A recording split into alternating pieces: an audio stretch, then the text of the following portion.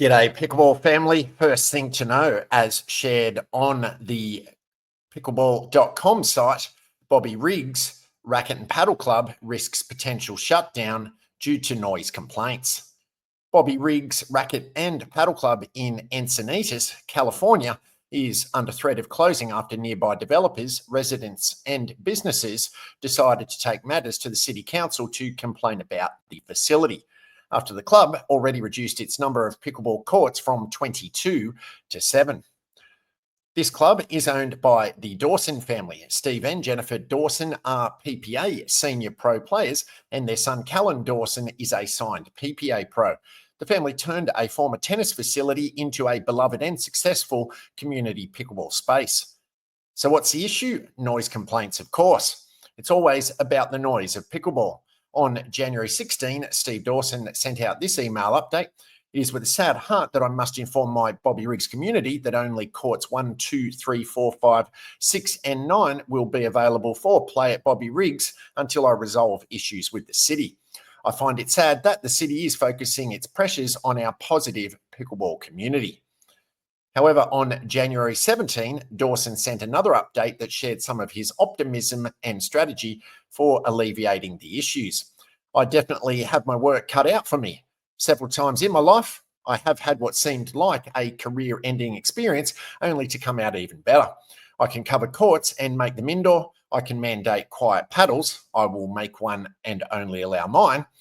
I have alternative ways to do open play. All roadblocks create avenues for continued success, said Dawson. The City Council meeting will take place today, Wednesday, but the California pickleball community is preparing to show up with their support. With posts flooding the pickleball Facebook page, the players are ready to defend the facility that has brought them so much joy. Community members even created a Save Bobby Riggs grassroots committee to assist in the cause independent of the facility and provide solutions and support for resuming operations at full capacity. Hopefully, the Dawsons and fellow pickleball enthusiasts can find a compromise with the city decision makers. Second thing to know, as shared on pickleball52.com, groundbreaking pickle pad opens doors in Mudderford, Dorset, England. The pickle pad in Mudderford, Dorset has officially opened its doors, becoming the UK's first indoor centre dedicated to pickleball and padel. The venue enjoyed a launch day last weekend with Lauren Varndell, Georgie Gert, Marcia Audibert and Rob Williams representing pickleball in a series of exhibitions alongside and against some top padel players. It was fantastic to play on the first permanent indoor pickleball courts in the UK, Rob told Pickleball 52. All of the players in the exhibition and those attending could tell it was the start of something important for the game. After the launch and expansion of Telford, PicklePad is the next stage in pickleball facility growth. It proves it can be done and should inspire more entrepreneurs to take the step to create a facility. Co-owner Tanya Smeta described the membership take-up thus far as overwhelming, with a significant number of them being players new to the sport, attracted by the facilities and offers of introductory sessions. It's really nice to have our own space as we can run sessions according to ability throughout the day, she added. We already ran a couple of intros and it was lovely to see the smiles on faces of people new to the sport. Our junior academy will be up and running next weekend, which is very exciting. It's going to be amazing and very satisfying for us as both owners and coaches. Third thing to know, as shared on vulcanpost.com, he's built an F&B, food and beverage empire. Now Kenny Hills, MD, managing director, is tapping into pickleball with his new biz.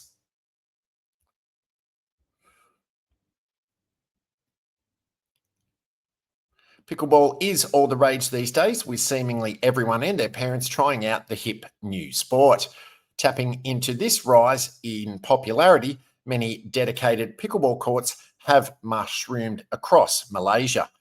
One upcoming one is Pickle Park, set to make its debut in the heart of Petaling Jaya a city of Kuala Lumpur, the capital of Malaysia, with 7 fully covered courts, shower facilities, and an open events space. Behind Pickle Park is Kai Zan Ao, the managing director of Kenny Hills Hospitality Group. That explains why Pickle Park is partnering with the adjacent restaurant and cafe Flower, Fire and Stone, which is an F&B brand under the group. The main idea to start Pickle Park came from a growing personal passion for the sport and seeing how the sport as a whole is blossoming in the city, he shared. On top of that, the concept also complements the existing restaurant and cafe, so there will be plenty of opportunities to collaborate a lot in terms of events, marketing, and cross collaborations. Perhaps in the future, more locations could be opened that are continued to be supported by the food and beverage drive of the Kenny Hills Hospitality Group, he explained.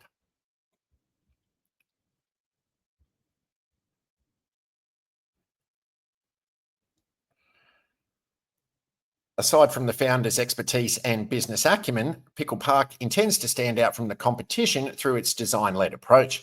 We've invested a lot into landscape to make the club feel more like a park that is nature-oriented and encourages lingering and lounging around through the placement of communal benches and an open-air social space, Kaizen shared. Plus, there will be an outdoor bar that will serve draft beer, cocktails and wines till 1 a.m. every day. Our positioning is to be as approachable to the pickleball community as possible, and of course, not to have it feel intimidating for beginners to come and try the sport, Kaizen said. To cater to different lifestyles and schedules, the club will be open daily from 7 a.m. to 1 a.m. Paddles up.